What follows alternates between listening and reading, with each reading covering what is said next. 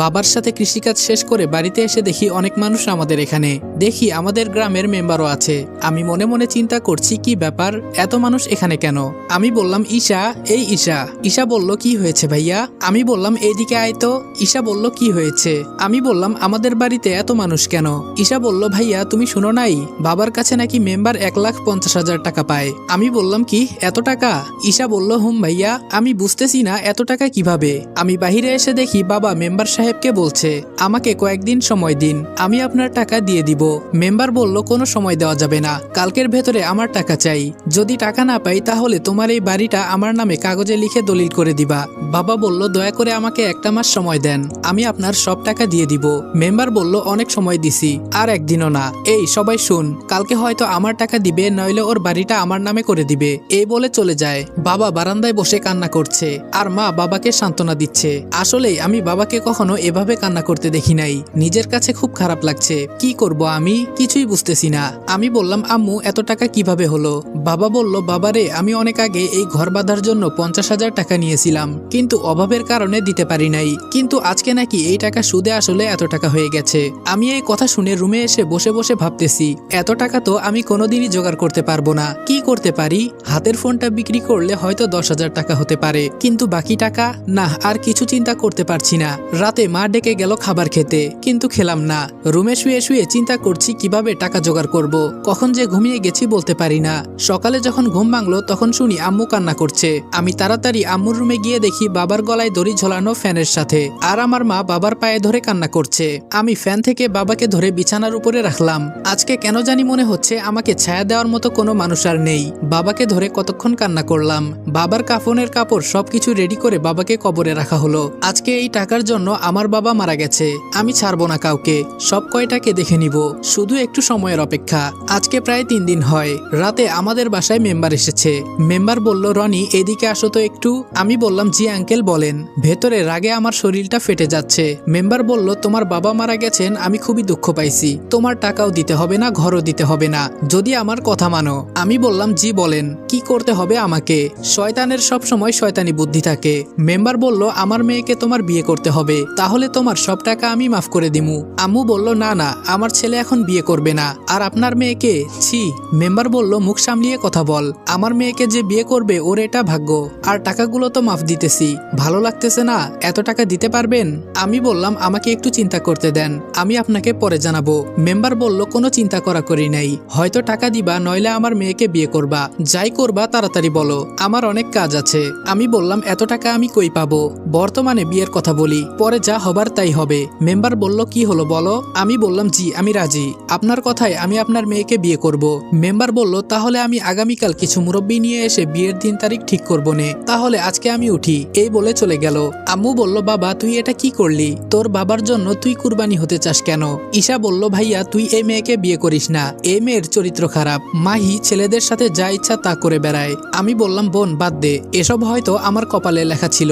আম্মু বলল বাবা তুই এখান থেকে পালিয়ে যা, আমাদের যা হবার তাই হবে, তুই চিন্তা করিস না। আমি বললাম তোমাদের রেখে আমি পালিয়ে যাব, এটা ভাবলা কি করে আম্মু? আম্মু বলল বাবারে তোর কষ্ট সহ্য করতে পারবো না, আমি চাই না আমার ছেলে তার বাবার মতো আত্মহত্যা করুক। আমি বললাম আম্মু এসব তুমি চিন্তা করিও না। এই বলে বাসা থেকে হেঁটে হেঁটে বের হয়ে গেলাম। কি করব কিছুই ভালো লাগছে না। জেনে শুনে একটা ফালতু মেয়েকে বিয়ে করব। রাত 8টার মতো হয়ে গেছে। বাঁশবাগান দিয়ে হেঁটে হেঁটে বাড়িতে আসছি। হঠাৎ একটা মেয়ের কণ্ঠে আওয়াজ শুনলাম। শুনেই বোঝা যাচ্ছে এখানে যে কুকাম হচ্ছে। আমি ফোনের লাইটটা বাড়িয়ে দিয়ে বললাম কে ওখানে? ওরা তাড়াতাড়ি কাপড় পরে আমার সামনে এসে বলল কি গো আমার জামাই, তুমি এখানে?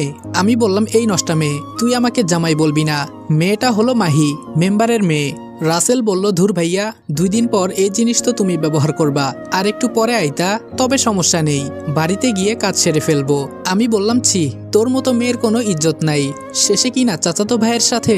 মাহি বলল কয়েকদিন পর তো তোমার বাসায় চলে যাব, পরে তো আর ওদের মজা দিতে পারবো না, তাই একটু বেশি করে দিচ্ছি। কেন তোমারও লাগবে নাকি? আমি বললাম দূর হ আমার সামনে থেকে। রাগে আমার শরীর কাঁপছে, জোরে জোরে হাঁটতে লাগলাম। কি করব কিছুই বুঝতেছি না। ঈশা ঠিকই বলেছিল, মাহি খারাপ একটা মেয়ে, যার সাথে ইচ্ছে তার সাথেই। ছি। বাসায় আসার পর রুমে এসে শুয়ে আছি।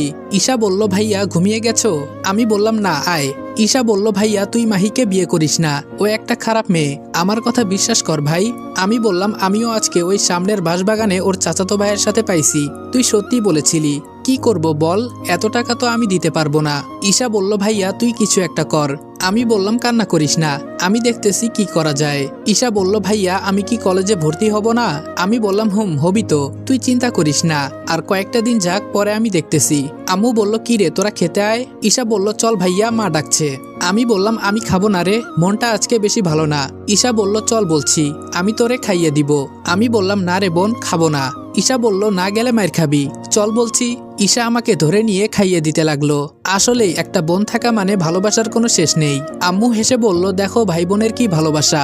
ঈশা বলল, আম্মু আসো আজকে তোমাকেও খাইয়ে দেই। আম্মু বলল, না মা, তোরা খা। খাওয়া দাওয়া শেষ করে রুমে গিয়ে ঘুমিয়ে পড়লাম। সকালে মেম্বার কিছু মুরব্বি আর মিষ্টি নিয়ে এলো। মাহি আর আমার বিয়ের দিন তারিখ ঠিক করে মুরব্বিরা চলে গেল। মেম্বার শুধু একা বসে আছে, আর আমি দেখতে পাচ্ছি ঈশা কান্না করছে। কি করব, আমার তো আর কেউ নেই যে আমাকে টাকা দিয়ে সাহায্য করবে, কেউ যে নেই আমার পাশে। মেম্বার বলল, রনি তোমাকে একটা কথা বলাই হলো না। আমি বললাম, জি আঙ্কেল বলেন। মেম্বার বলল, আঙ্কেল না, বাবা বলে ডাকবা। আমি বললাম, জি কি বলবেন বলেন। মেম্বার বলল, বিয়ের পর তোমাকে ঘর জামাই থাকতে হবে, এইটা আমার মেয়ে বলেছে, ও নাকি আমাকে ছাড়া থাকতে পারবে না। আমি বললাম, আপনাকে ছাড়া থাকতে পারবে না নাকি ডেট করা বয়ফ্রেন্ড ছাড়া থাকতে পারবে না তা খুব ভালো করেই বুঝতে পারছি। তাছাড়া ছেড়ে দেওয়া গরু তো কখনো বাদা ঘাস খেতে চাইবে না, ওদের তো সাতঘাটের পানি না খাইলে হবে না। ছি। এখন মনটা চাইতেছে বাবার মতো আমি সত্যি সত্যি গলায় দড়ি দিয়ে আত্মহত্যা করি। একে তো আমি যদি ঘর জামাই থাকি তো ও সারাদিন ওর চাচাতো ভাইয়ের সাথে, এজন্য মনে হয় না আর কিছুই চিন্তা করতে পারছি না। মেম্বার বলল, কি চিন্তা করো জামাই? আমি মনে মনে বললাম, তোর মেয়েকে বিয়ে করলে তো জামাই বলবি। মেম্বার এবার একটু জোরেই ডাক দিল। আমি বললাম, জি কিছু বললেন? মেম্বার বলল, তাহলে তুমি ঘর জামাই থাকতে রাজি তো? আমি বললাম, না আমি পারবো না, আমার আম্মু আর ছোট বোনের কি হবে আমি চলে গেলে। মেম্বার বলল, যদি কিছু না মনে করো আরেকটা কথা বলবো। আমি বললাম, জি বলেন। মেম্বার বলল, তোমার মা আর তোমার বোনকে যদি চাও তাহলে আমি বিয়ে করতে রাজি আছি, দুজনকেই একসাথে বিয়ে করব, তাহলে সবাই একসাথে থাকা হবে। আমি সাথে সাথে মেম্বারকে বিশ্রী ভাষায় গালি দিয়ে বললাম, তোর সাহস তো কম না আমার মা আর বোনকে নিয়ে উল্টাপাল্টা কথা বলিস। বারান্দায় ছিল লম্বা একটা বাঁশ, ওইটা দিয়ে উড়াধুরা মারতে লাগলাম, ফলে মেম্বারের মাথা দিয়ে রক্ত পড়ছে। শরীরের সব জায়গায় পিটাতে লাগলাম। আম্মু আর ঈশা আমাকে ধরে। ঈশা বলল, ভাই ছেড়ে দে। আমি বললাম, ছাড় আমাকে, কত বড় কলিজা শালার, আমার মাকে বিয়ে করবি, আয় আজকে দেখাই। মেম্বার ঘর থেকে বেরিয়ে বলে, তোরে আমি দেখে নিব, এই কথাটা মনে রাখিস। আমি বললাম, আম্মু আমাকে ছাড়ো তো, শালাকে আজকে মেরে ফেলবো। ঈশা বলল, ভাইয়া শান্ত হ। আমি বললাম, কিভাবে শান্ত হব বল, আজকে আমার কেউ নাই দেখে কি কথা বলে গেল তোদের নিয়ে। এই বলে কান্না করতে লাগলাম। আম্মু বলল, বাবা কান্না করিস না, ও একটা খারাপ মানুষ, তাই বলে কি আমাদেরও খারাপ হতে হবে? আমি বললাম, ও কি কথা বলে গেল আম্মু? আম্মু বলল, বাবা তুই একটু শান্ত হ, বিকালে আমাদের বাড়িতে অনেকে এসেছে, আমি নাকি মেম্বারকে বিনা কারণে মেরেছি, মুরব্বীরা আমার বিচার করবে। মেম্বার নাকি থানায় আমার নামে মামলা করতে গিয়েছিল, আমি গ্রামের ছেলে বলে মুরব্বীরা মামলা করতে দেয়নি, তাই তারা আজকে সবাই মিলে আমার বিচার করতে এসেছে, আমি সবার মাঝে বসে আছি। মেম্বার বলল, আমি এর সুস্থ বিচার চাই, আমাকে বিনা কারণে মারা, আমি শুধু আমার মেয়ের বিয়ের প্রস্তাব নিয়ে আইছিলাম, এজন্য আমাকে মারছে। আমি বললাম, মিথ্যা কথা আমার সামনে বলবি না। মুরব্বী বলল, তোমার সাহস তো কম না, একে তো আমাদের গ্রামের মেম্বারকে মেরেছো, আবার আমাদের সামনে বেয়াদবের মতো কথা বলো। মেম্বারকে সবাই মিলে অনুমতি দেওয়া হলো তার ইচ্ছা মতো আমাকে জুতা দিয়ে মারবে, মেম্বারও তাই করলো। আমি শুধু মুখ বুজে সহ্য করছি, জানি এখন যদি বলি মেম্বার আমার মা বোনের সাথে খারাপ ব্যবহার করেছে তাহলে কেউই আমার কথা বিশ্বাস করবে না। আমাকে মারতে মারতে মেম্বার হাঁপিয়ে গেছে, শেষে বলল, কালের ভেতরে আমার টাকা দিবি, কই থেকে দিবি এটা বলতে পারবো না, আর আমার মেয়ের সাথে তোর বিয়ে তো দূরের কথা, তোর মুখটাও দেখতে চাই না আমি, বলে সবাই চলে গেল। আম্মু আর ঈশা কান্না করছে। আম্মু বলল, গরিবের কেউ নাই রে বাবা, বিনা কারণে তোরে মেরে চলে গেল। আমি বললাম, আম্মু আমরা আর এই গ্রামে থাকবো না, এভাবে চললে সবাই আমাদের অপমান করবে। ঈশা বলল, ভাইয়া আমাদেরকে অনেক বড় হতে হবে। আম্মু বলল, তাহলে তুই এখন কি করতে চাস? আমি বললাম, আমাদের এখান থেকে পালিয়ে যেতে হবে, আমার ভাবতেও খুব কষ্ট হয় মা, নিজের গ্রাম ছেড়ে পালিয়ে যেতে হবে, তাও আবার মা বোনকে নিয়ে। আম্মু বলল, এইটা ছাড়া আমাদের কাছে আর কোনো উপায় নেই। ঈশা বলল, ভাইয়া তাহলে মেম্বারের টাকা দিবি না? আমি বললাম, দিব, তবে আগে আমি নিজে প্রতিষ্ঠিত হয়ে নেই। ঈশা বলল, কিন্তু আমরা কই যাব? আমি বললাম শহরে যাব, তোর যত দরকারি কাগজপত্র আছে সবগুলো রেডি করে রাখ। ঈশা বলল ঠিক আছে ভাইয়া। ফোনটা বের করে রাত 11টার 3টা টিকিট কাটলাম। দেখতে দেখতে প্রায় 10টার মতো বেজে গেল। আর আমাদের গ্রামে 9টার পর সবাই ঘুমিয়ে পড়ে। আমরা তৈরি হয়ে রওনা দিলাম। চোরের মতন হেঁটে যাচ্ছি। এখন সবাই জানে মেম্বার যে আমার কাছে টাকা পায়। কপাল খারাপ থাকলে যা হয়। কিছু প্রয়োজনীয় খাবার নিয়ে বাসে উঠে পড়লাম। মা আর বোন সামনে বসেছে আর আমি পেছনে। আমার সাথে একজন মুরব্বী বসেছে। মুরব্বী বলল, তা বাবা তুমি কই যাবা? আমি বললাম জি আঙ্কেল, ঢাকায়। আপনি? আঙ্কেল বলল, আমিও ঢাকায় যাব। তা ঢাকায় কিসের চাকরি করো তুমি? আমি বললাম কিছু করি না আঙ্কেল। আর কার কাছে যাব, কি করব কিছুই এখনো জানি না। আঙ্কেল বলল, মানে তুমি কি বলতেছো? কিছুই বুঝলাম না। আমি বললাম না মানে আপনার কাছে বলবো? আঙ্কেল বলল, আমি তোমার বাবার বয়সী, আমাকে বলতে পারো। আমি বললাম আসলে হয়েছে কি? এরপর সবই তাকে বললাম। এই জন্য বাড়ি থেকে পালিয়ে যাচ্ছি। আঙ্কেল বলল, এমন মেম্বার যেন আর কারো গ্রামে না হয়, এটাই দোয়া করি। আর তুমি চাইলে আমাদের বাসায় থাকতে পারো, আমাদের উপরে একটা ফ্ল্যাট খালি থাকে। আমি বললাম, আঙ্কেল আমাকে এভাবে সাহায্য করার জন্য আপনাকে অনেক অনেক ধন্যবাদ। আমিও তাই চিন্তা করছিলাম মা বোনকে নিয়ে কোথায় উঠবো। কিন্তু আঙ্কেল আপনাকে বাসা ভাড়া কত দিতে হবে? আঙ্কেল বলল, তুমি কোন ক্লাসে পড়ো? আমি বললাম জি, এবার এইচএসসি এক্সাম দিয়েছি, এখন রেজাল্টের অপেক্ষায় আছি। আঙ্কেল বলল, তোমাকে ফ্ল্যাটের ভাড়া দিতে হবে না, আমার 2টা মেয়ে আছে, তুমি শুধু ওদের একটু টিউশনি করায়ও। আমি আঙ্কেলকে জড়িয়ে ধরে বললাম, আপনি আমার অনেক বড় উপকার করলেন। কি করে যে আপনাকে আমি ধন্যবাদ দিব, দেওয়ার মতো আমার কোনো ভাষা নেই। আঙ্কেল বলল, আমি তোমাকে কোনো চাকরি দিতে পারবো না, কারণ আমি স্কুলের টিচার। আমি বললাম, আরে আঙ্কেল সমস্যা নাই, আমি খুঁজে বের করে নিব কোনো চাকরি। আর আঙ্কেল আপনি আমাদের গ্রামে কিসের জন্য এসেছেন? আঙ্কেল বলল, এখানে আমার বড় ভাই থাকে, তাই গ্রামে একটু বেড়াতে আসছিলাম। আমি বললাম, ও বুঝলাম। আঙ্কেলের সাথে কথা বলতে বলতে কখন যে ঘুমিয়ে গেছি বলতে পারি না। ঘুম থেকে উঠে দেখি চলে আসছি। একটু পর আঙ্কেলের একটা মাইক্রো এলো। আঙ্কেল বলল, বাবা উঠো, একসাথে যাই। আমি বললাম, আরে না আঙ্কেল, আপনি শুধু ঠিকানা বলেন, আমরা রিক্সা নিয়ে চলে আসব। আঙ্কেল বলল, আরে উঠো তো। আম্মু আর বোনকে তুলে আমিও উঠে গেলাম। কি আর করার, এত রিকোয়েস্ট করছে। বাসায় আসার পর আঙ্কেল ভেতরে যেতে বললেন, কিন্তু গেলাম না। আমি বললাম, আঙ্কেল চাবিটা দিন। বাসায় তো আছি, পরে যাবনি। আঙ্কেল বলল, ফারজানা মা কই তুই? ফারজানা বলল, হুম বাবা কি হয়েছে? আঙ্কেল বলল, আমাদের উপরের ফ্ল্যাটের চাবিটা দিয়ে দে তো ওদের। ফারজানা বলল, আচ্ছা বাবা। কিছুক্ষণ পরে চাবিটা দিল আমার হাতে। আঙ্কেল বললেন, বোন সকালে তোমাদের সবার দাওয়াত আমাদের এখানে। আম্মু বলল, জি ভাই লাগবে না, আমরা তো রান্না করব।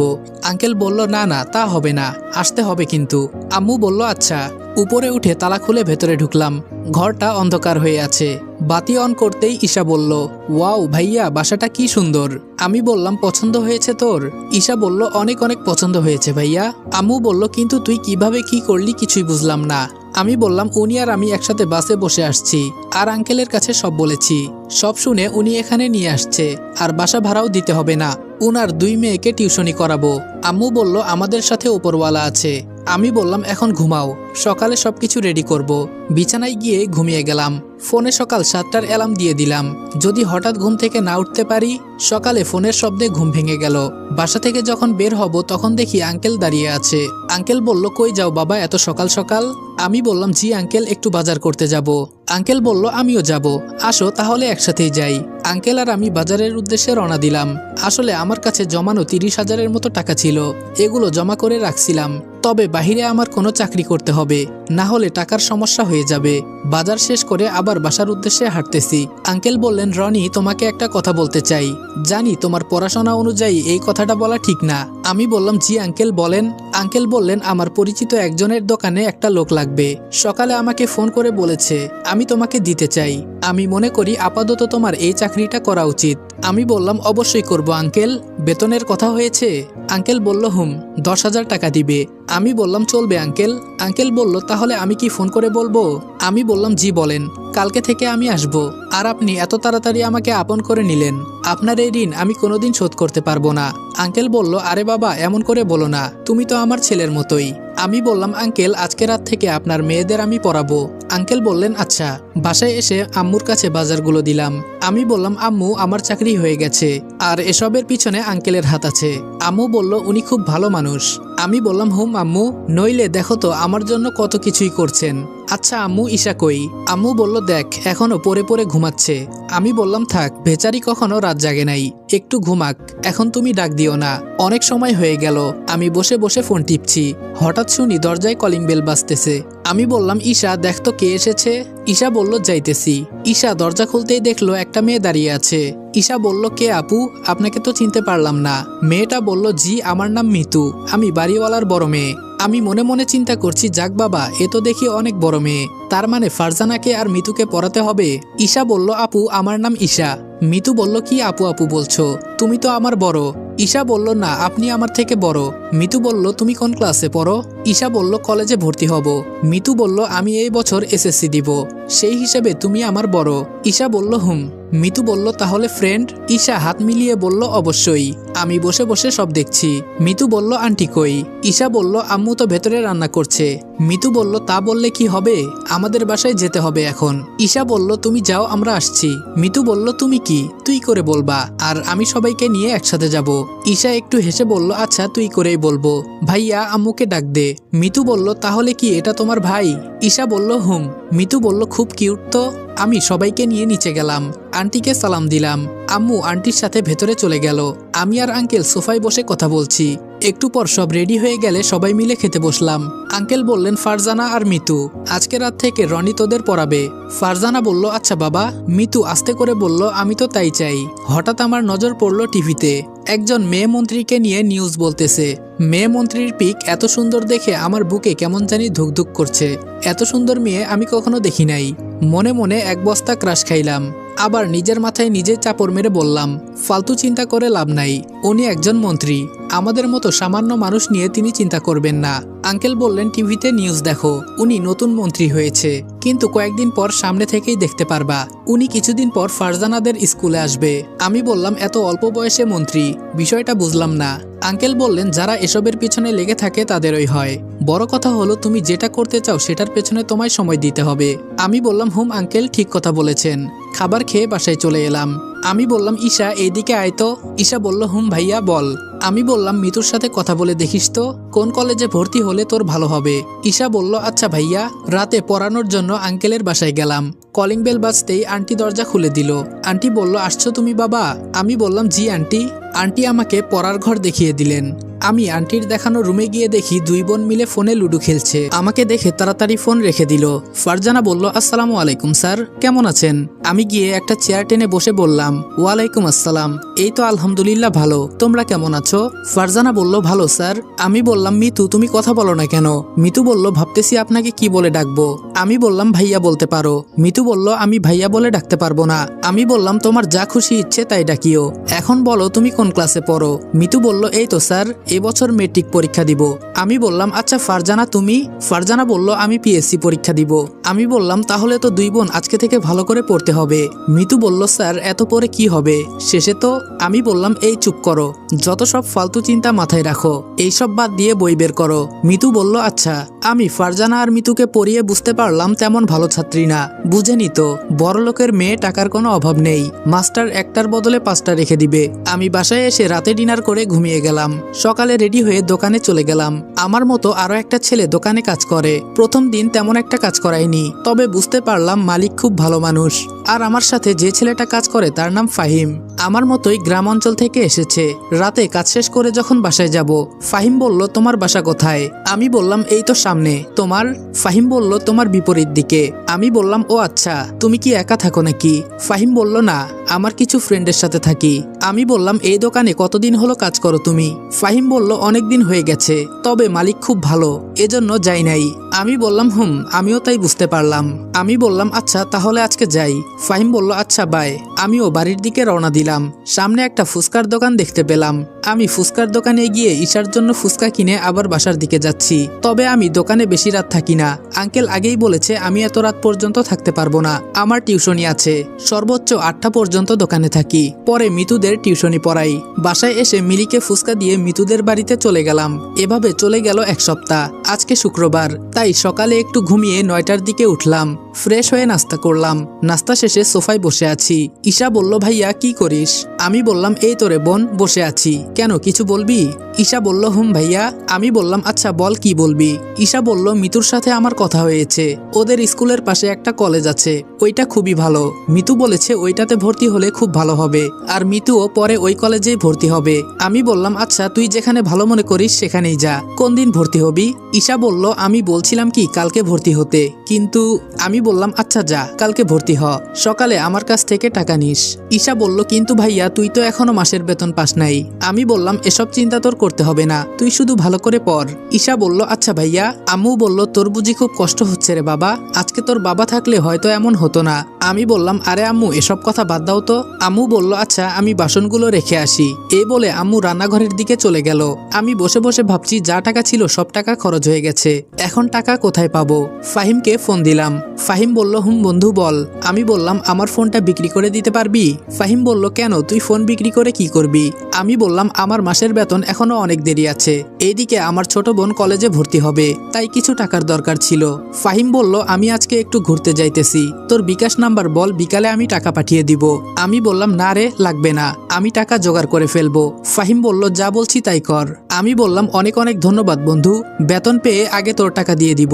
ফাহিম বলল আচ্ছা তা দিস, এখন নাম্বারটা দিয়ে দে মেসেঞ্জারে। আমি বললাম দিতেছি। ফাহিমকে নম্বর দিলাম। বসে বসে চিন্তা করছি আসলেই ফাহিম সাহায্য করে ভালোই করেছে, নইলে ফোনটা বিক্রি করে দিতে হতো। আমাকে এর পাশাপাশি আরো কিছু করতে হবে। রাতে আঙ্কেলের বাসায় চলে গেলাম। আঙ্কেল বলল আজকে তাহলে বন্ধ দাও নাই? আমি বললাম না আঙ্কেল, ওদের সামনে গুরুত্বপূর্ণ পরীক্ষা, তাই ওরা যত পড়বে তত ভালো হবে। আমি আর কোনো কথা না বলে ওদের রুমে গিয়ে দেখি দুই বোন মিলে লুডো খেলছে। এইটা দেখে আজকে আমার মাথা গরম হয়ে গেল। এমনি কিছু পড়া পারে না, আবার লুডো খেলে। আজকে পড়লে পড়াবো, না পড়লে আমি নিজেই চলে যাব। আমি গিয়ে দুই বোনকে কঠিন দুইটা অঙ্ক দিলাম। মিতু বলল স্যার এইটা পারবো না, একটু বুঝিয়ে দেন। ফারজানা বলল আমিও পারবো না ভাইয়া। আমি বললাম কেন পারবে না, সারাদিন কি করো? কথাটা একটু ধমকের সুরে বললাম। ফারজানা বলল ভাইয়া এভাবে কেন বলছেন? আমি বললাম তো কিভাবে বলবো, সারাদিন তো লুডো ভালোই খেলতে পারো, পড়তে বললে বলো পারি না। মিতু একটু কান্নার সুরে বলল স্যার এমন আর হবে না। আমি বললাম কি হবে না এমন, প্রতিদিন আমাকে সে একই কথা বলো। সামনে যে এত বড় একটা পরীক্ষা তার কোনো চিন্তা আছে? সারাদিন শুধু ফোন নিয়ে বসে থাকো, আর আমাকে দেখলে পড়ার কথা মনে হয়। এত কষ্ট করে তোমাদের মা বাবা যে পড়ায় এই চিন্তা করো তোমরা? কি চায় না চায় তোমাদের কাছে তারা, এই চিন্তা আছে তোমাদের? তারা চায় শুধু ভালো করে পড়াশোনা করে বড় একটা চাকরি করো, এইটাই চাওয়া তোমাদের কাছে। তোমাদের মতো মেয়েরা কি করে জানবে এত কষ্ট করে যে বাবা মা পড়ায় সেই চিন্তা করে না, প্রেম ভালোবাসা করে পালিয়ে যায়। যেই বাবা মা তোমাদের 20টা বছর লালন পালন করে, আর সেই তোমরাই কিনা 1 মাসের সম্পর্ক করে একটা ছেলের সাথে পালিয়ে যাও। এইটা চিন্তা করো না যে আমাদের বাবা মা এত কষ্ট করে আমাদের বড় করেছেন, তাদের কি হবে? 1 মাসের ভালোবাসা পেয়ে চলে গেলা 20 বছরের ভালোবাসা ফেলে। এসব না হয় বাদ দিলাম, এই যে আমি যখনই এসে দেখি দুই বোন মিলে লুডো খেলো, আজকে যদি ফেল করো তাহলে তোমাদের মা বাবা কি বলবে জানো? বলবে মাস্টারের সব দোষ, আর বলবে ভালো করে আমি তোমাদের পড়াই নাই। আমিও চাই তোমরা পড়াশোনা করে বড় কোনো একটা চাকরি করো, তাহলে আমি এটা তো বলতে পারবো আমার এক স্টুডেন্ট অমুক চাকরি করে। যদি আজকে থেকে ভালো করে পড়াশোনা করো তাহলে পড়বে, না হলে আমি আর তোমাদের পড়াবো না, অন্য কোনো মাস্টার দিয়ে যাব। আর এভাবে কেঁদে কোনো লাভ নাই। এখন বলো পড়বা নাকি পড়বা না? ফারজানা চোখের পানি মুছে বলল স্যার আজকে থেকে কথা দিলাম আর কোনোদিন পড়ার মাঝে অবহেলা করব না। মিতু বলল স্যার আমিও আজকে থেকে ভালো করে পড়াশোনা করব। আমি বললাম আমার কথায় রাগ করলে মাফ করে দিও, আমি এভাবে তোমাদের বলতে চাইনি। কি করব বলো, তোমরা যা শুরু করেছিলে এভাবে চলতে থাকলে তোমরা ফেল করতে। মিতু বলল সরি স্যার আর এমন হবে না। আমি পকেট থেকে 2টি চকলেট বের করে দুই বোনকে দিলাম, আসলে এগুলো ঈশার জন্য কিনেছিলাম। ফারজানা বলল এসবের কি দরকার ভাইয়া? আমি বললাম আমার তরফ থেকে খাও, এত টাকা আমার কাছে নেই যে তোমাদের অন্য কিছু কিনে খাওয়াবো। মিতু বলল স্যার এইটাই অনেক বড় কিছু আমাদের জন্য। আমি বললাম আচ্ছা আজকে তাহলে আমি যাই, তোমরা কি পড়বা নাকি আমার সাথে চলে যাবা? ফারজানা বলল না স্যার আমরা পড়বো। আমি বললাম আচ্ছা মনোযোগ দিয়ে পড়ো, একটা কথা মনে রাখবা, তুমি যে জিনিসের পেছনে সময় দিবা দেখবা আস্তে আস্তে সেই জিনিসে তুমি সফল হয়ে যাবা, সেই কাজটা যতই কঠিন হোক না কেন। তাই আমি বলি পড়ো, অবশ্যই একদিন বড় কিছু করতে পারবা। এই বলে চলে যাচ্ছি, বাহিরে এসে দেখি আঙ্কেল আর আন্টি দাঁড়িয়ে আছে। আঙ্কেল বলল অনেক অনেক ধন্যবাদ তোমাকে আমাদের মেয়েদেরকে এভাবে বোঝানোর জন্য। আমি বললাম আরে না আঙ্কেল, ওরা প্রতিদিন বসে বসে ফোন টিপে, তাই একটু টাইট দিলাম যাতে বেশি পড়াশোনা করে। আন্টি বলল ভালো করেছো, আমাদের কথা তো একদমই শুনতে চায় না। আমি বললাম আজকে থেকে শুনবে দেখবেন। আচ্ছা আঙ্কেল আজকে যাই। আন্টি বলল ডিনার করে যাও আজকে বাবা। আমি বললাম না আন্টি, আম্মু আমার জন্য অপেক্ষা করছে, আমাকে যেতে হবে। আন্টি বলল আচ্ছা যাও। এভাবে প্রায় অনেক দিন চলে গেল। ফারজানা আর মিতুর মাঝে অনেক পরিবর্তন এসেছে। ওরা এখন শুধু পড়াশোনা নিয়ে বিজি থাকে। আর আমার ছোট বোন প্রতিদিন কলেজে যায়। মিতু এসে আমাদের বাসার কলিং বেল বাজালো। ঈশা বলল, আরে মিতু যে। মিতু বলল, চল ছাদে যামু। ঈশা বলল, আচ্ছা চল। ছাদে আসার পর মিতু বলল, এখন বল তোর কি অবস্থা। ঈশা বলল, আমার তো খুব ভালো। তোর? আর আজকাল পড়াশোনায় খুব মনোযোগ দিচ্ছিস। মিতু বলল, স্যার বলেছে পরে আমাদের অনেক বড় কিছু করতে হবে। ঈশা বলল, ভালো, কিন্তু স্যারের প্রতি এত ভক্তি কেন? মিতু বলল, তোরে বলা যায়, যদিও তোর ভাই। ঈশা বলল, তোর কথা কিছু বুঝলাম না, প্রথম থেকে বল। মিতু বলল, আসলে আমি না তোর ভাইয়ের প্রেমে পড়েছি। এত কিউট তোর ভাই, প্রথম দেখায় আমার খুব পছন্দ হয়ে গেছে। আর ওই দিন যেই কথাগুলো বলল আমি তো শুনে আরো বেশি ক্রাশ খেয়ে গেছি। এখন তোর ভাইকে আমি নিজের স্বামী মনে করি। ঈশা বলল, তুই এসব কি বলিস? আমার ভাইয়ের প্রেমে পড়ছো? মিতু বলল, হুম। আর তুই আমাকে ভাবি বলবি? ভাবি। ঈশা বলল, দেখ মিতু, আমার ভাই এসব একদম পছন্দ করে না। যদি জানতে পারে তোরে কিন্তু আর পড়াবে না। মিতু বলল, আমি জানাতে যাব কেন? তোর ভাইয়ের মন জয় করতে চেষ্টা করব। আর তুই একটু আমার বিষয়ে দেখিস। ঈশা বলল, আমি পারবো না, ভাইয়াকে এমনে আমি অনেক ভয় পাই। মিতু বলল, আমি না তোর ভাবি? ঈশা বলল, দেখ মাথা খারাপ করবি না, ভাইয়া এমনে অনেক টেনশনে থাকে। মিতু বলল, তুই না আমার বেস্টু, আমাকে সাহায্য করবি না? ঈশা বলল, আচ্ছা আমি দেখবনি। মিতু বলল, আচ্ছা শোন, আগামীকাল আমাদের স্কুলে মন্ত্রী আসবে, তুই কিন্তু আমাদের সাথে যাবি। ঈশা বলল, কে কে যাবে? মিতু বলল, আমি, ফারজানা, তুই, বাবা আর তোর ভাই। ঈশা বলল, ভাইয়াকে বলছস? মিতু বলল, না, রাতে বলবো। ঈশা বলল, আচ্ছা বলে দেখিস। আমি দোকান থেকে এসে রাতে পড়াতে চলে গেলাম। আমি বললাম, তোমাদের সব পড়া হয়েছে? মিতু বলল, জি স্যার। আমি বললাম, তাহলে আজকে নতুন পড়া পড়াই। ফারজানা বলল, স্যার আপনার সাথে আমাদের কিছু কথা ছিল। আমি বললাম, হুম বলো, কি বলবা? মিতু বলল, আগামীকাল আমাদের স্কুলে মন্ত্রী আসবে, আপনাকে কিন্তু আমাদের সাথে যেতে হবে। আমি মনে মনে বললাম, জীবনে কোনো মেয়ে দেখে এত ভালো লাগে নাই। টিভিতে একবার দেখেই মন্ত্রীর উপর ক্রাশ খেয়ে গেছি, আর বাস্তবে না জানি কি হয়। আমার সাথেই কেন এমন হয়, তাও আবার একটা মন্ত্রীর উপর। সাধারণ কোনো মেয়ের উপর ক্রাশ খাইতাম, তাহলে হয়তো আমার ভালোবাসা সফল হইতো।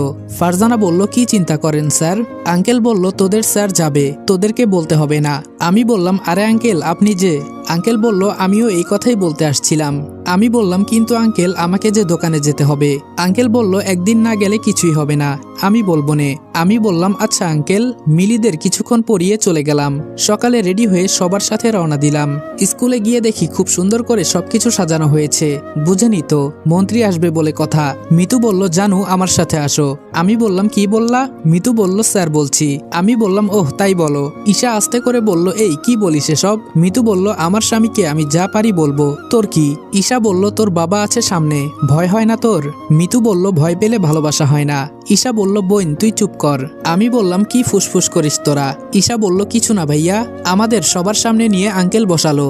আসলে আঙ্কেল এই স্কুলেরই শিক্ষক। আঙ্কেল বলল, আমি গিয়ে ওই পাশে বসি স্যারদের সাথে, তোমরা এখানে থাকো। আমি বললাম, আচ্ছা আঙ্কেল যান। আমার দুই পাশে মিতু আর ফারজানা বসে আছে, আর মিতুর সাথে ঈশা। আমি বললাম, কি মিতু, তোমাদের মন্ত্রীর তো এখনো কোনো খবর নাই।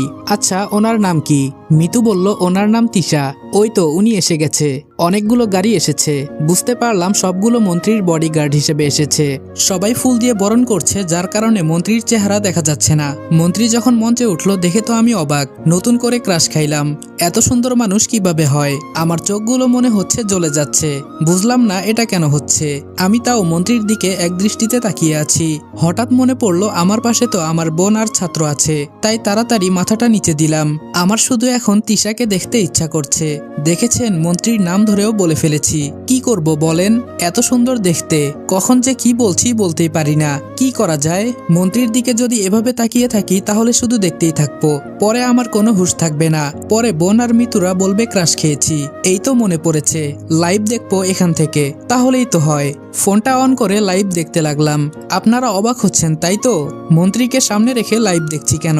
আসলে তিশা অনেক সুন্দর, আর বাস্তবে যদি তাকিয়ে থাকি তাহলে সহ্য করতে পারবো না। ইস, ফোনেই কি সুন্দর লাগছে, মনে হচ্ছে যেন এই পরি শুধু আমার জন্যই তৈরি হয়েছে। সবাই ভাষণ দিচ্ছে, কিন্তু কে কি বলছে সেই দিকে আমার খেয়াল নেই। আমি শুধু তিশার দিকে তাকিয়ে আছি। ইস, কোনোভাবে যদি একটা সুযোগ পাইতাম তাহলে ওকে বিয়ে করে ফেলতাম, কিন্তু তিনি তো আবার মন্ত্রী, তার কাছেই যেতে পারবো না কোনোদিন। আর বিয়ে তো বিলাসিতা। মিতু বলল, স্যার আপনি সামনে দেখুন। আর আপনি এখানে বসে থেকে এখানের এই অনুষ্ঠানের লাইভ দেখছেন কেন বুঝতে পারছি না। ফারজানা বলল, আমার মনে হয় স্যারের মাথায় সমস্যা হয়েছে। আমি বললাম, এই তোমরা চুপ করে অনুষ্ঠান দেখো, বেশি কথা বলিও না। ঈশা বলল, ভাইয়া সামনে বসে ফোনের দিকে তাকিয়ে আসত, সবাই কি বলবে? আমি বললাম, তোদের কথা শেষ হলে চুপ করে বসে থাক, আর আমাকে তোর শিক্ষা দিতে হবে না। এই বলতেই ওরা চুপ হয়ে গেল। সবার শেষে তিশা ভাষণ দিচ্ছে। ওয়াও, ওর কণ্ঠটা তো সেই সুন্দর। ধুর, আমি এসব কি চিন্তা করছি। আমি কই আর ও কই। আমি বামন হয়ে চাঁদ হাতে ধরতে যাচ্ছি, তা তো কোনোদিন হবে না। থাক, প্রথম ভালোবাসা, হয়তো দূর থেকেই ভালোবেসে যাব। এজন্যই মানুষ বলে প্রেমে পড়লে মানুষ কত কিছুই না করে। তিশা অল্প কিছু কথা বলে নিচে এসে বসলো। আর এখন সাংস্কৃতিক অনুষ্ঠান শুরু হচ্ছে। দেখতে দেখতে অনুষ্ঠান শেষ হয়ে গেল। তিশার সাথে অনেকেই দৌড়ে গিয়ে পিক তুলতে চেয়েছে, কিন্তু ওর বডিগার্ড আটকে ফেলেছে সবাইকে। আমার এটা দেখে খুব ভালো লাগলো। ও একটা মেয়ে মন্ত্রী, নইলে ছেলেরা কি না কি করে ফেলতো শুধু পিক তুলে। মন্ত্রী চলে গেল গাড়ি দিয়ে। আমিও যেই সিট থেকে উঠবো তখনই ফারজানা বলল, ভাইয়া দাঁড়াও, সবাই আগে যাক, নইলে ঝামেলা হয়ে যাবে। আমি বললাম, ঠিক বলেছ। সবাই যাওয়ার পরে আমরাও যাওয়ার জন্য উঠলাম। পেছন থেকে ফাহিম বলল, রনি। আরে এই রনি দাঁড়া। আমি বললাম, আরে ফাহিম যে, তুইও এখানে আসছত? ফাহিম বলল, কিন্তু তুই এখানে আইছত আমাকে বলবি না? মিতু বলল, ভাইয়া উনি কে? আমি বললাম, আমার ফ্রেন্ড। ঈশা, তুই মিতুদের সাথে চলে যা, আমি একটু পর আসতেছি। ফারজানা বলল, কেন ভাইয়া, কি করবেন? আমি বললাম, এই তো ওর সাথে একটু কথা বলে আইতেছি। মিতু বলল, চল সবাই। ফাহিম বলল, ওদের তো চিনলাম না। আমি বললাম, একজন আমার বোন আর বাকি দুইজন আমার ছাত্রী। ফাহিম বলল, ও আচ্ছা, তাই বল। আমি তো মনে করেছিলাম তুই জিএফ নিয়ে আইছত। আমি বললাম, ধুর, কি যে বলিস না, আমার আবার গার্লফ্রেন্ড। যেই না চেহারা, কুত্তা দেয় না পাহারা। ফাহিম একটু হেসে বলল, মামা কি যে বলিস না তুই, আর তুই কিন্তু অনেক কিউট। আমি বললাম, বল, আরো বেশি করে বল। যদি এই কথাটা একটা মেয়ে বলতো তাহলে বিশ্বাস করতে পারতাম। ফাহিম বলল, দেখিস তোর প্রেমে অনেকেই পড়বে। আমি বললাম, সেটা আমি মরে যাওয়ার পর। আচ্ছা, তুই এখানে কেন এসেছস? ফাহিম বলল, তোর কাছে বলা যায়, তবে তুই কাউকে বলবি না কিন্তু। আমি বললাম, তুই ছাড়া এখনো আমি কারোর সাথে পরিচিত হতে পারিনি, আর যে কয়টার সাথে পরিচিত হয়েছি সব কয়টা গাঞ্জাপট্টি। ফাহিম বলল, আসলে আমি না এই স্কুলের একটা মেয়েকে পছন্দ করি, কিন্তু বলতে পারি না। আমি বললাম, ভয়ে বলিস না তাই তো? ফাহিম বলল, খুব ভয় করে। আমি বললাম, মেয়েটার সাথে মনে হয় আজকে বইছিলি? ফাহিম বলল, না রে, এক সিট পেছনে বসেছি। আমি বললাম, টেনশন করিস না, আমার ছাত্রীকে দিয়ে প্রপোজাল করাবো। ফাহিম বলল, অনেক অনেক ধন্যবাদ। আমি বললাম, আরে ভুল বলে ফেলেছি। ফাহিম বলল, কি ভুল বলেছিস? আমি বললাম, আমার ছাত্রীদের কাছে আমি এসব বলতে পারবো না। তুই এক কাজ কর, তুই নিজেই প্রপোজ করে দে। ফাহিম বলল, আরে আমি যদি নিজেই প্রপোজ করতে পারতাম তাহলে কি তোরে আর বলতাম? আমি বললাম, ভয় পেলে প্রেম ভালোবাসা করার দরকার নাই, তাহলে বাদ দে। ফাহিম বলল, না না বন্ধু, আমি প্রপোজ করব। আমি বললাম, আচ্ছা, ভালো একটা দিন দেখে দুইজনে ছুটি নিয়ে এই কাজটা করব। ফাহিম বলল, ঠিক বলেছস। আমি বললাম, আচ্ছা, আমাদের বাসায় চল। ফাহিম বলল, না রে বন্ধু, আরেকদিন। আমি বললাম, আগামীকাল আমার এইচএসসি এর রেজাল্ট দিবে, দোয়া করিস বন্ধু। ফাহিম বলল, অবশ্যই, তুই ভালো রেজাল্ট করবি দেখিস। আমি বললাম, তুই পড়াশোনা করিস না? ফাহিম বলল, আমি এবার এইচএসসি পরীক্ষা দিব। আমি বললাম, তাহলে মনোযোগ দিয়ে পড়িস না কেন? ফাহিম বলল, যা পড়ি তাতেই চলবে। আমি বললাম, চললেই ভালো। ফাহিম বলল, আচ্ছা বন্ধু, যাই। আমি বললাম, যা। আমি বাড়ির দিকে রওনা হলাম। অপরদিকে তিশা বলল, মারিয়া, এই মারিয়া। মারিয়া হলো তিশার পার্সোনাল সেক্রেটারি। মারিয়া বলল, জি ম্যাম, বলেন। তিশা বলল, আমার জন্য যে একটা গোয়েন্দা বের করতে বলেছিলাম তার কি কোনো খোঁজ পেলে? আসলে তিশার অনেক শত্রু, তাই সে গোপনে সবার খোঁজ খবর রাখার জন্য গোয়েন্দা নিয়োগ করবে। মারিয়া বলল, সরি ম্যাম, তেমন কাউকে পাই নাই, অনেক খুঁজেছি, সবাই পরীক্ষায় ফেল করে। তিশা বলল, বুঝেছি, তোমাদের দ্বারা কিছুই হবে না, যাও আমার সামনে থেকে। একটা গোয়েন্দা খুঁজে বের করতে পারছো না। মারিয়া বলল, সরি ম্যাম, তবে খুব তাড়াতাড়ি পেয়ে যাব। তিশা বলল, তাড়াতাড়ি খুঁজে বের করো, এমনি আমার শত্রু অনেক বেড়ে যাচ্ছে। মারিয়া বের হতেই তিশা বসে বসে চিন্তা করছে, কি করা যায়। জরুরি আমার একটা গোয়েন্দা লাগবে। আজকে যে অনুষ্ঠানে গিয়েছিলাম ওইখানে একটা ছেলে ছিল যে সবসময় ফোন টিপতেছিল, কিন্তু আমার দিকে ভুলেও একটুও তাকায় নাই। এই বিষয়টা আমার হালকা নজরে পড়েছে, যে আমাকে দেখার জন্য মানুষ লাইন ধরে দাঁড়িয়ে থাকে, কিন্তু ওই ছেলেটা আমার দিকে তাকায় নাই। এটা কোন কারণে বুঝতে পারতেছি না। এক কাজ করলে কেমন হয়, ওকেই না হয় গোয়েন্দা দিয়ে দেখি। ছেলেটাকে কেমন জানি রহস্যময় লাগছে। তিশা তাড়াতাড়ি করে মারিয়াকে ডাক দেয়। মারিয়া দৌড়ে এসে বলে, জি ম্যাম, কি হয়েছে?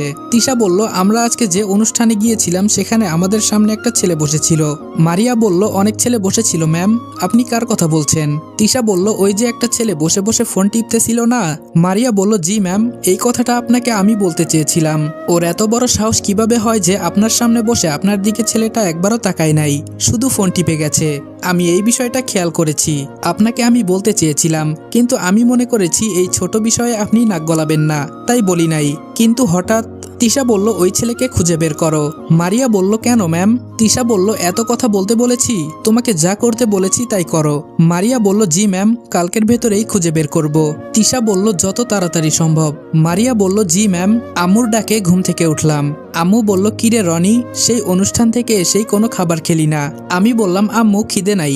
আম্মু বলল টেবিলে ভাত দেওয়া আছে, আই বলছি। আমি বললাম আচ্ছা আম্মু যাও, আমি আসছি। ফ্রেশ হয়ে খাবার খেলাম। যাই এখন একটু ছাদ থেকে ঘুরে আসি। আস্তে আস্তে সিঁড়ি বেয়ে ছাদে উঠলাম। ওয়াও, ছাদের পরিবেশটা তো আসলে অনেক সুন্দর। এক সাইড দিয়ে ফুলের বাগান, আর হাওয়াটা তো দারুণ লাগছে।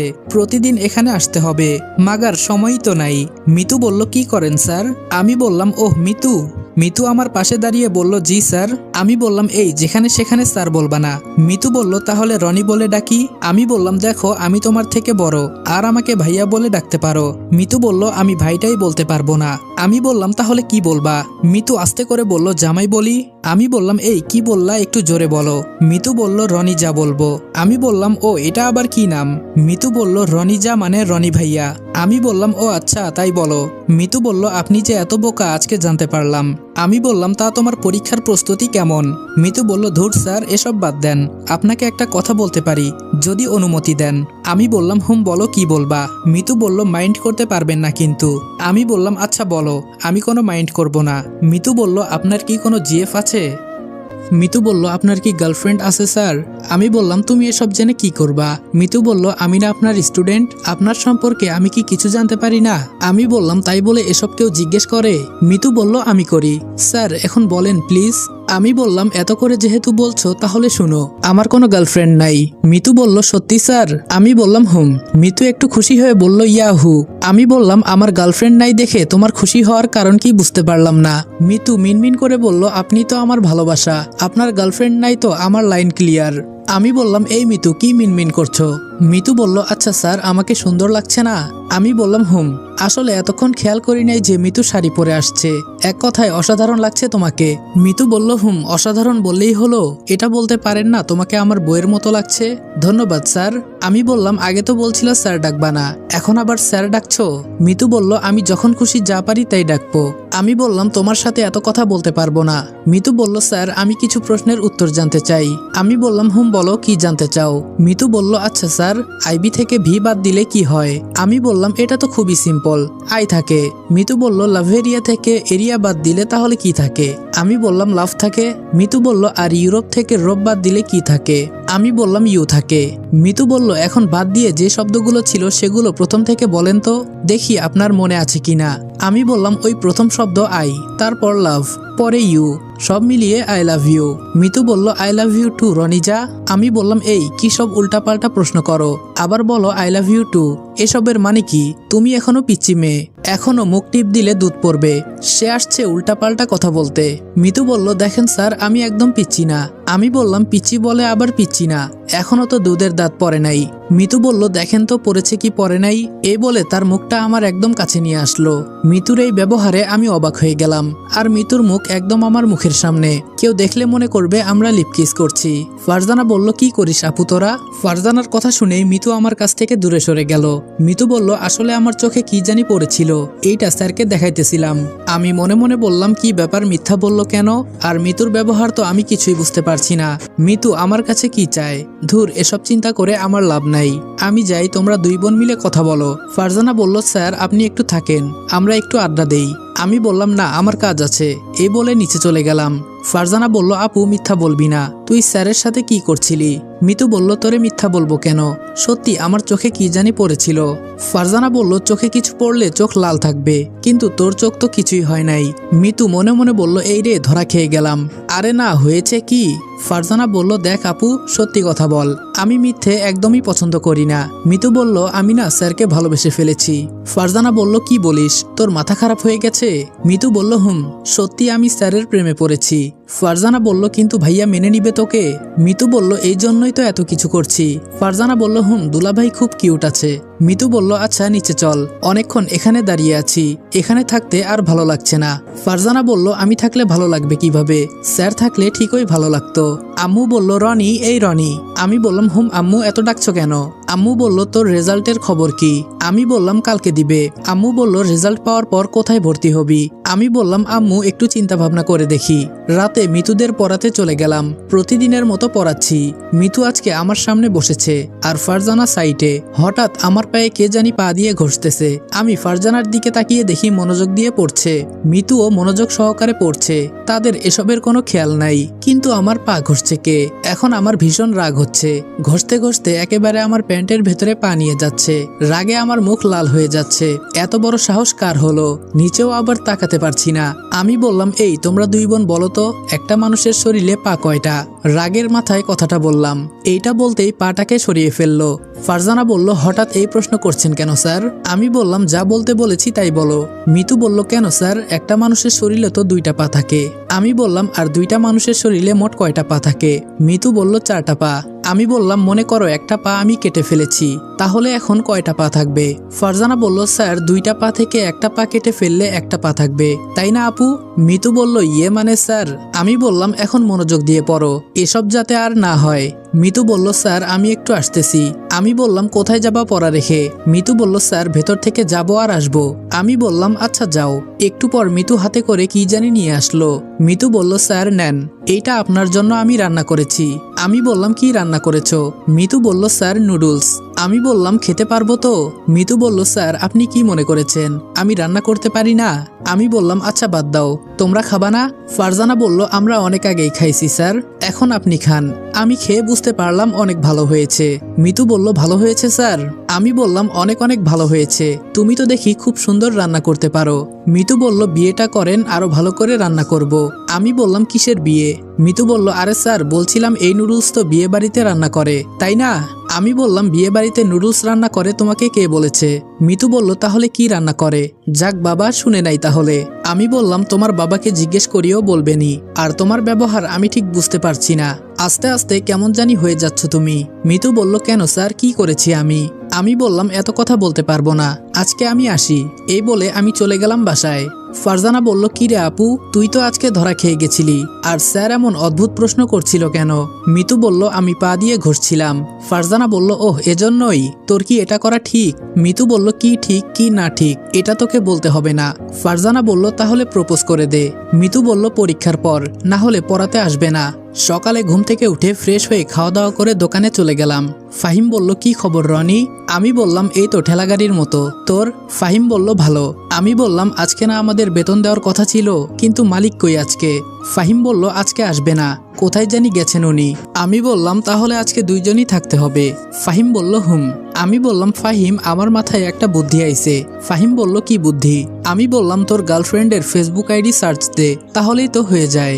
ফাহিম বলল পৃথিবীতে সাদিয়া নামের কত আইডি আছে তার কোনো ঠিক নাই, পরে দেখা যাবে এক সাদিয়াকে রেখে আরেক সাদিয়ার সাথে প্রেম করছি। আমি বললাম এইটাই তো ভালো, দুইটা গার্লফ্রেন্ড হয়ে যাবে। ফাহিম বলল এত গার্লফ্রেন্ড দিয়ে আমি কি করব বেটা, পারলে তুই কর। আমি বললাম না ভাই দরকার নাই, কথা বলি আর সদাই বিক্রি করি। দেখতে দেখতে 12টা বেজে গেল। ফাহিম বলল কি রে রনি, 12টা তো বেজে গেল, তোর রেজাল্টের খবর কি? আমি বললাম দাঁড়া দেখতেছি, বলে ফোন দিয়ে সার্চ দিলাম, দেখি আলহামদুলিল্লাহ পাশ করেছি। ফাহিম বলল কি খুশি মনে হচ্ছে? আমি বললাম হুম অবশ্যই অনেক খুশি। আমি বললাম হুম অবশ্যই অনেক খুশি, জিপিএ 5 পাইছি। ফাহিম বলল তাহলে তো খুব ভালো, মিষ্টি খাওয়া? আমি বললাম বেঁচে থাকলে খাওয়াবো নে। ফাহিম বলল বাড়িতে যাবি না? আমি বললাম না রে, আজকে এমনিই মালিক আসে নাই, তোরে একা রেখে কিভাবে যাই বল? ফাহিম বলল যা সমস্যা নেই, আমি একাই পারবো। আমি বললাম আরে থাক, তোরে কষ্ট দিয়ে লাভ নেই। এই বলে কাজ করতে লাগলাম। বিকাল 4টা বেজে 15 মিনিট হয়ে গেল। হঠাৎ 2টা পুলিশের গাড়ি আর মাঝখানে একটা মাইক্রো। পুলিশগুলি গাড়ি থেকে নেমে মাইক্রোর দরজা খুলে দিল। ফাহিম বলল রনি এটা সেই দিনের মেয়েটা না? আমি বললাম হুম তাই তো আমার মনে হচ্ছে, মন্ত্রীর সাথে যে মেয়েটা ছিল সেই মেয়েটাই তো। ফাহিম বলল হুম এই সেই মেয়ে যে মন্ত্রীর সাথে ছিল। আমি বললাম কিন্তু এই মেয়ে এখানে কি করে? ফাহিম বলল তুই কি কোনো অপরাধ করেছিস? আমি বললাম আরে বেটা আমি আবার কি করব? ফাহিম বলল দেখ আমাদের দোকানের দিকেই আসছে, আমার তো খুব ভয় হচ্ছে।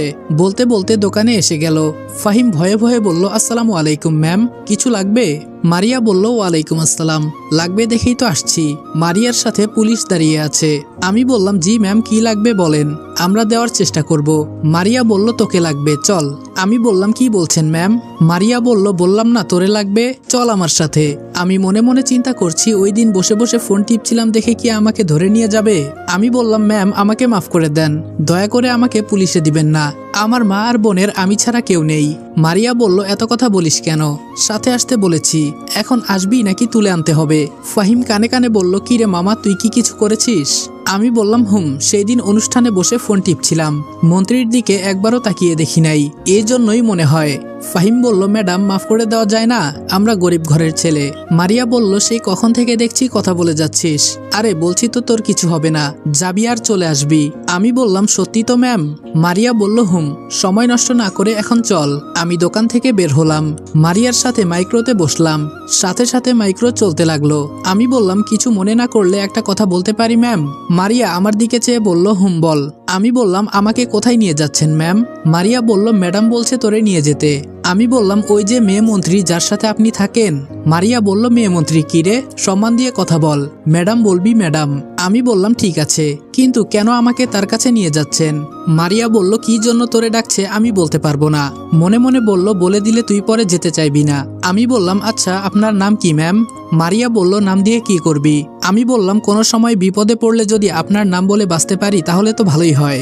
মারিয়া বলল, আমার নাম মারিয়া। আর তুই এত কথা বলিস কেন? চুপ করে বসে থাক। আমি বললাম, আমার নাম রনি। মারিয়া বলল, আমি তোরে তোর নাম বলতে বলেছি? আমি বললাম, একসাথে বসে যাচ্ছি, পরিচিত তো হওয়া দরকার। আসলেই মারিয়ার সাথে বসে কলিজায় একটু সাহস এলো। মারিয়া বলল, এই তোরে কি পুলিশের গাড়িতে দেওয়া লাগবে? আমি বললাম, না না, এই যে চুপ করলাম। আমি চুপ করে বসে আছি। কিছুক্ষণ পর গাড়ি একটা বাসার সামনে গিয়ে থামলো। পুলিশ এসে দরজা খুলে দিতেই আমি গাড়ি থেকে নামলাম। যাই হোক, পুলিশও দেখি আমাকে সম্মান দিল। গাড়ি থেকে নেমে তো আমি অবাক হয়ে গেলাম। এত সুন্দর বাড়ি, কি সুন্দর মাঠ, আর বাসার পাশে একটা ছোট ফুলের বাগান। চারপাশের পরিবেশটা এত সুন্দর, আপনাদের বর্ণনা দিয়ে বোঝাতে পারবো না। মন্ত্রীর বাড়ি বলে কথা, আর চারপাশে বডিগার্ড দিয়ে ঘেরা আছে বাসাটার। মারিয়া বলল, এই আমার পেছনে পেছনে আয়। আমি বললাম, জি ম্যাম। এই বলে মারিয়ার পেছনে যেতে লাগলাম। মারিয়া কলিং বেল বাজাতেই এক কাজের মেয়ে এসে দরজা খুলে দিল। কিন্তু আমি এটা বুঝতে পারছি না আমাকে মন্ত্রীর বাসায় কেন আনা হলো। বাসার ভিতরে গিয়ে দেখি সবাই একসাথে বসে আড্ডা দিচ্ছে, আর তিশা ম্যাম সবার মাঝখানে বসে আছে। মারিয়া বলল, ম্যাম নিয়ে আসছি ছেলেটাকে। তিশা বলল, অফিসে যাইতা, সরাসরি বাড়িতে আসার কি দরকার ছিল? মারিয়া বলল, ম্যাম আমার মনে হয়েছিল এই বিষয়টা যেন কেউ জানতে না পারে, তাই গোপনে নিয়ে আসছি আপনার বাড়িতে। তিশা বলল, আচ্ছা আমার কেবিনে ওকে নিয়ে যাও, আমি আসছি। মারিয়া বলল, জি ম্যাম, এই চল। আমি মারিয়ার পেছনে পেছনে যেতে লাগলাম। একটু পর অফিসের মতো একটা রুমে নিয়ে গেল। এখানে মনে হয় তিশা ম্যাম কাজ করে। আমি বললাম, আচ্ছা মারিয়া ম্যাম, আপনি আর আমি তো বয়সে এক সমান। মারিয়া বলল, তো? আমি বললাম, আপনাকে ম্যাম বলতে ভালো লাগে না। মারিয়া বলল, দেখ সম্মান দিতে শেখ। আমি বললাম, আমি যখন তোমার সাথে একা থাকবো তখন শুধু মারিয়া বলবো, আর বাকি সময় ম্যাম বলবো। প্লিজ প্লিজ না করো না। মারিয়া কিছুক্ষণ আমার দিকে তাকিয়ে বলল, আচ্ছা বলিস। আর তুই এত কিউট কেন বলতো? আমি মনে মনে ভাবলাম, এই তো চান্স নেওয়ার সময় হয়ে গেছে। বললাম, কেন, আপনার বুঝি আমাকে পছন্দ হয়েছে? মারিয়া বলল, লিমিটের ভেতরে থাক। আমি বললাম, আচ্ছা আপনার মতো সুন্দর একটা মেয়ে কেন একটু পরপর রেগে যায় বুঝি না। মারিয়া বলল, এই চাকরিটাই এমন রে। আঙ্কেল বলল, তিশা ছেলেটা কে? তিশা বলল, সেটা তোমাদের জেনে লাভ নেই। আঙ্কেল বলল, ছেলেটা খুব সুন্দর আছে, তোর সাথে খুব মানাবে। তিশা বলল, দেখো আব্বু, আমি এখন বিয়ে টিয়ে করতে পারবো না, তাই এসব কথা আমার সামনে বলবা না একদম। আঙ্কেল বলল, আর কত এভাবে একা একা থাকবি? তিশা বলল, হঠাৎ যদি মনের মতো কাউকে পেয়ে যাই তাহলে বিয়ে করব। আচ্ছা বাবা, আমি এখন যাই, ওরা আমার জন্য অপেক্ষা করছে। এদিকে মারিয়া আমাকে বলল, আচ্ছা তুমি থাকো, আমি দেখি ম্যাম এখনো আসছে না কেন। আমি বললাম, তোমার আর যেতে হবে না, ওই দেখো চলে আসছে। মারিয়া বলল, ম্যাম আমি থাকবো নাকি বাইরে চলে যাব? তিশা বলল, বাইরে গিয়ে দাঁড়াও। মারিয়া বলল, জি ম্যাম, এই বলে চলে গেল। আমি মাথা নিচু করে দাঁড়িয়ে আছি। তিশা গিয়ে চেয়ারে বসলো। আমি দাঁড়িয়ে থেকে বললাম, আসসালামু আলাইকুম ম্যাম। কথাটা একটু ভয়ে ভয়ে বলে ফেললাম। একজন মন্ত্রীর সামনে কথা বলছি, ভাবতেই গা শিউরে উঠছে। আর তিশা একটা গেঞ্জি পরেছে, এত সুন্দর লাগছে, মনটা চাইছে এখনই বিয়ে করে ফেলি। ইস, এত সুন্দর লাগছে কেন? তিশা বলল, ওয়ালাইকুম আসসালাম, নিচে বস। আমি বললাম না ম্যাম, এভাবেই ঠিক আছে। তিশা বলল নিচে বসতে বলেছি বস, দাঁড়িয়ে থাকা লাগবে না। আমি বললাম ম্যাম, আমি একজন সাধারণ মানুষ, আপনি একজন মন্ত্রী, আপনার সামনে কিভাবে বসি ম্যাম? বসার কথা বলবেন না ম্যাম প্লিজ, এভাবেই ভালো লাগছে আমার। তিশা বলল আজকে এত সম্মান করছো, সেই দিন এই সম্মান কই ছিল তোমার? আমি বুঝতে পারছি কোন দিনের কথা বলছে। ওই যে অনুষ্ঠানে বসে বসে তিশাকে লাইভে দেখছিলাম, ওই দিনের কথাই বলছে। সত্যি কথা বলা যাবে না, নইলে ধরা খাইলে জামিন নাই। আমি বললাম আসলে ম্যাম, ওই দিন আমার ফোনে কি জানি সমস্যা হয়ে গেছিল, তাই ভয় পেয়ে গিয়েছিলাম, তাই ফোনটা টিপে ঠিক করতে করতে আপনার অনুষ্ঠান শেষ হয়ে গেছে, এই জন্য দেখতে পারি নাই।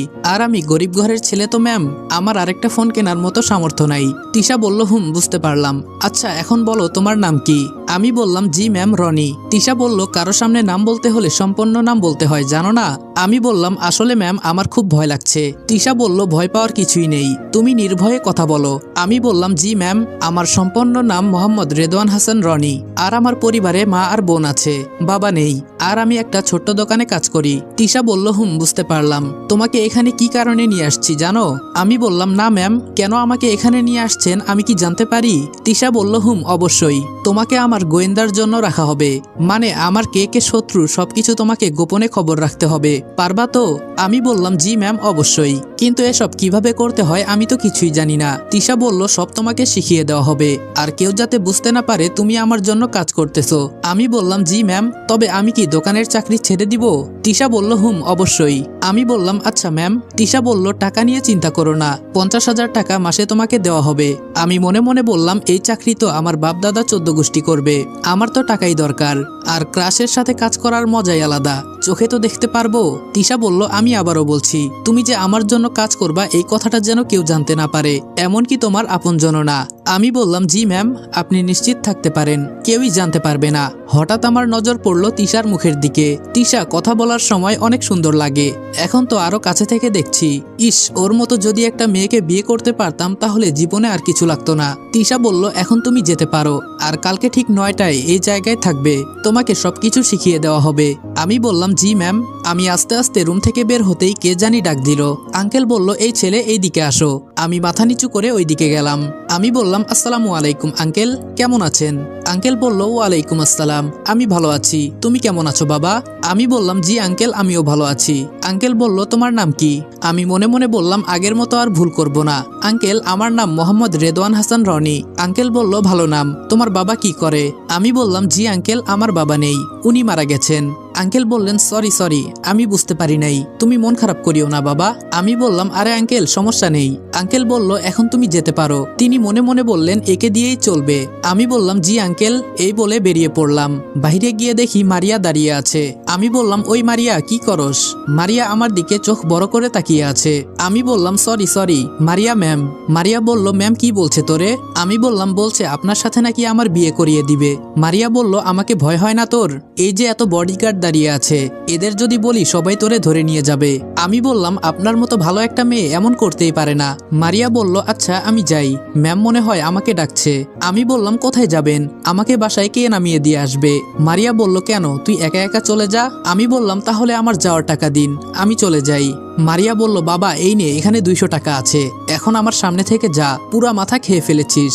আমি বাসা থেকে বের হয়ে একটা দোকানে গিয়ে কিছু মিষ্টি কিনে বাড়ির দিকে রওনা দিলাম। দেখতে দেখতে বাসায় এসে পড়েছি। কলিং বেল বাজতেই ঈশা এসে দরজা খুলে দিল। ঈশা বলল ভাইয়া তোর হাতে কি? আমি বললাম বলা যাবে না। ঈশা বলল বল না ভাইয়া। আমি বললাম আম্মুকে ডাক দে। ঈশা আম্মুকে ডাক দিতেই আম্মু বলল কি হয়েছে, গরুর মতো এত চেঁচামেচি করছিস কেন? ঈশা বলল আমি গরু? আমি বললাম এই ঈশা চুপ কর, আর আম্মু এই নাও মিষ্টি খাও। আম্মু বলল কিসের মিষ্টি? আমি বললাম 2টা ভালো নিউজ আছে। মিলি বলল তাড়াতাড়ি বল ভাইয়া কি নিউজ? আমি বললাম একে আমি পরীক্ষায় পাশ করেছি, আর 2 আমার চাকরি হয়ে গেছে মা, মাস শেষে 50,000 টাকা বেতন। আম্মু বলল কি সত্যি? এই বলেই কেঁদে দিল। আমি বললাম এই দেখো আম্মু, কান্না করছো কেন? আম্মু বলল আজকে যদি তোর বাবা বেঁচে থাকতো তাহলে অনেক খুশি হতো। ঈশা বলল ভাইয়া কিসের চাকরি হয়েছে তোর?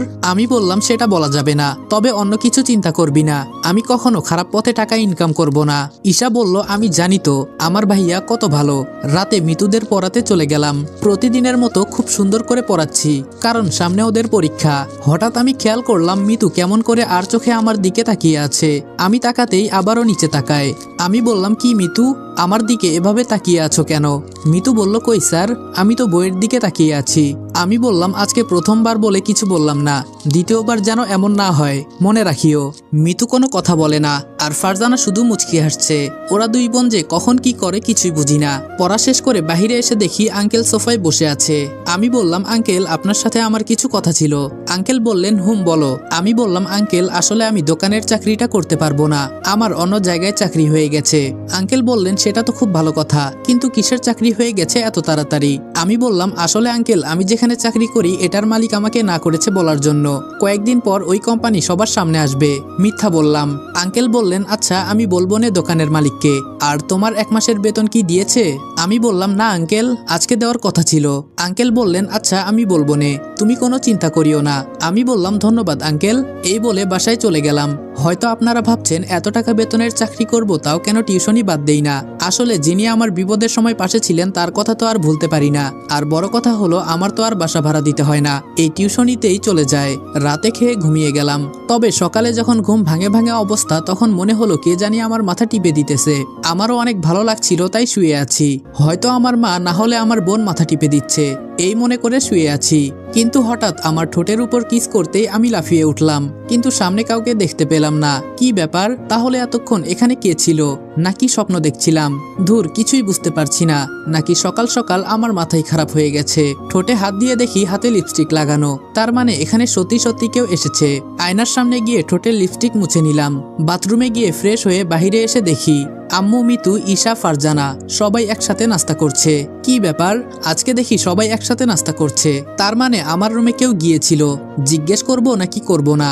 আম্মু বলল, দাঁড়িয়ে আসত কেন, বস এখানে। আমি বললাম, হুম। আম্মুর কথা মতো বসলাম। মিতু দেখি মুচকি মুচকি হাসছে। আমি বললাম, আম্মু আমার রুমে কি কেউ গিয়েছিল? আম্মু বলল, হুম, মিতু গিয়েছিল। আমি বললাম, কি? আম্মু বলল, এত অবাক হওয়ার কি আছে? আমি মিতুর উপর বড় বড় চোখে তাকাতেই মিতু নিচে তাকিয়ে নাস্তা করতে লাগলো। ঈশা বলল, ভাইয়া আমার মনে হয় আজকে তোর দিনটা অনেক ভালো যাবে। আমি বললাম, আমার দিন এমনিও ভালো যাবে, সেটা তোর বলতে হবে না। কোনো মতে নাস্তা করে রুমে গেলাম। মিতুর সাহস দিনে দিনে বাড়ছে, ওকে কিছু একটা বলতে হবে। কি বা বলবো? ওর তো সামনে পরীক্ষা, পরে দেখা যাবে উল্টাপাল্টা কাজ করে বসে আছে। কি করা যায়, কি করা যায়? ধুর, কিছুই তো মাথায় ঢুকছে না। এখন থেকে আমাকে মিতুর সামনে কম যেতে হবে। রেডি হয়ে মাকে বলে বাসা থেকে বের হলাম। একটা রিক্সা নিয়ে ম্যামের বলা জায়গায় যেতে লাগলাম। হঠাৎ দেখি পকেটে থাকা ফোনটা বাজতেছে। দেখি ফাহিম কল করেছে। আমি বললাম, কি রে ফাহিম, কেমন আছোত? ফাহিম বলল, ভালো আর থাকি কই, শুনলাম তুই নাকি নতুন চাকরি পেয়েছিস, তোর কপাল তো খুলে গেছে রে বন্ধু। আমি বললাম, চিন্তা করিস না, তোর জন্য আমি চাকরির ব্যবস্থা করব। ফাহিম বলল, তাহলে তো খুব ভালো হয় বন্ধু। আমি বললাম, মাসের টাকা দিয়েছে? ফাহিম বলল, আজকে দিবে, আর তোর টাকাগুলো আমি নিয়ে নিবনি, পরে তোর বিকাশ নম্বরে ছেড়ে দিব। আমি বললাম, আচ্ছা তোর টাকাগুলো রেখে দিস। ফাহিম বলল, এখন তুই কই যাস? আমি বললাম, ট্রেনিং এ। ফাহিম বলল, আচ্ছা যা। এই বলে ফোন রেখে দিল। কিছুক্ষণ পর আমি সেই জায়গায় চলে আসলাম। রিক্সাওয়ালার ভাড়া দিয়ে হেঁটে একটু সামনে গেলাম। দেখি 5 জন মানুষ দাঁড়িয়ে আছে। আমি যেতেই বলল, আপনি কি রনি? আমি বললাম, হুম। বলতেই তারা একটা রুমে নিয়ে গেল। এখানে তেমন কেউ নেই আমাদের ছাড়া। আমাকে কিভাবে কি করতে হবে, বিপদে পড়লে কিভাবে বাঁচতে হবে, আর কিভাবে গোপন খবর রাখতে হবে, একে একে সব শিখাতে লাগলো। কখন যে রাত 1টা বেজে গেল বলতে পারি না। তারা আমাকে সবকিছু শিখিয়ে বিদায় নিয়ে চলে গেল। এখন শুধু আমি একা দাঁড়িয়ে আছি। মনে মনে চিন্তা করতে লাগলাম, এত রাতে তো মনে হয় একটা গাড়িও পাবো না। কি করা যায়? ধুর, সাথেও তো কেউ নেই। হঠাৎ অচেনা নাম্বার থেকে একটা কল। এত রাতে আবার কে ফোন করেছে? ফোনটা রিসিভ করে বললাম, কে বলছেন? মারিয়া বলল, এই তুই কোনো কথা বলবি না, তোর জন্য ম্যাম এখনো আমাকে ছুটি দেয় নাই। আমি বললাম, আরে মারিয়া যে। আমি আবার কি করেছি গো, মিস মারিয়া? মারিয়া বলল, তোর জন্য ম্যাম আমাকে এখনো বাড়িতে যেতে দেয় নাই, বলেছে তোর ট্রেনিং কখন শেষ হবে এর খেয়াল রাখতে। আমি বললাম, ভালো করেছে, এখন আমাকে এখান থেকে নিয়ে যা, একটাও গাড়ি নেই এখানে। মারিয়া বলল, আমি পারবো না, তুই এখন একা একা বাড়িতে যা। আমি বললাম, তুই যে এইগুলা কথা বলতেছিস সবগুলা আমার ফোনে কিন্তু রেকর্ড হইতেছে, ম্যামকে যখন শোনাবো তখন মজা বুঝতে পারবি। মারিয়া বলল, তোর কাছে মাফ চাই, আমি ড্রাইভার পাঠাইতেছি। আমি বললাম, আচ্ছা তুই এখন চলে যা বাড়িতে, এমনিই অনেক রাত হয়ে গেছে, আর আমি যে তুই তুকারি করছি তুই মাইন্ড করলি না তো? মারিয়া বলল, আরে না, আচ্ছা তুই গাড়ি আসলে চলে যাস। আমি বললাম, হুম, আমার জন্য তোর চিন্তা করতে হবে না। মারিয়া বলল, কে বলেছে তোর জন্য আমি চিন্তা করি? খেয়ে দিয়ে তো আমার কোনো কাজ নেই, ম্যাম বলেছে দেখে শুধু। আমি বললাম, হুম বুঝেছি তো, তুমি মাইনকার চিপায় পরে সব করছো। মারিয়া বলল, তোর সাথে আমি আর কথা বলতে পারবো না, এত রাত হয়ে গেছে, আমাকে এখন ঘুমাতে হবে, আগে বাসায় যাই। আমি বললাম হুম যা, এই বলে ফোনটা রেখে দিলাম। একটু পর মারিয়ার কথা মতো একটা মাইক্রো এসে গেল। আমি মাইক্রোতে উঠে ড্রাইভারকে ঠিকানা বলতেই কিছুক্ষণের ভিতরে আমাকে বাসায় নামিয়ে দিয়ে চলে গেল। আমি বাসায় গিয়ে অনেকগুলো কলিং বেল বাজালাম, কিন্তু আম্মুর এখনো কোনো খবর নেই। অনেকক্ষণ দাঁড়িয়ে আছি, কি করব এখন? তাহলে কি আমাকে বাইরেই ঘুমাতে হবে? এত রাতে কেউ কি আর সজাগ থাকে? আবার হেঁটে হেঁটে নিচতলায় গেলাম। আঙ্কেলের বাসায় 2টা কলিং বেল বাজাতেই আন্টি এসে দরজা খুলে দিল। আমি বললাম সরি আন্টি, আসলে ডিস্টার্ব করতে চাই নাই আপনাদের, বাসার সবাই ঘুমিয়ে গেছে, কেউ আর দরজা খুলছে না, তাই এখানে আসলাম। আন্টি বলল হুম বুঝতে পারছি, আসো আমার সাথে। এই বলে আন্টি আমাকে একটা রুমে নিয়ে গেল। আন্টি বলল এখানে শুয়ে পড়ো, শুধু এই রুমটাই খালি আছে। আমি বললাম ধন্যবাদ আন্টি, এতেই হবে। আন্টি বলল খাওয়া দাওয়া করেছো? আমি মনে মনে বললাম এখন যদি বলি খাই নাই তাহলে আন্টি না খাইয়ে ছাড়বে না, তাই বললাম হুম আন্টি খেয়েছি। আন্টি বলল তাহলে শুয়ে পড়ো। আন্টি চলে যাওয়ার পর বিছানাটা হালকা একটু গুছিয়ে শুয়ে পড়লাম। চোখের পাতাগুলো খুব ভারী হয়ে গেছে। রুমের দরজা লাগাইছি নাকি লাগাই নাই তাও বলতে পারি না। সকালে যখন ঘুম ভাঙবে তখন বুকটা কেমন জানি ভারী লাগছে। চোখ মেলে দেখি মিতু আমাকে জড়িয়ে ধরে শুয়ে আছে। আমি এটা দেখে এক ধাক্কায় মিতুকে সরিয়ে দিয়ে আমি উঠে পড়লাম।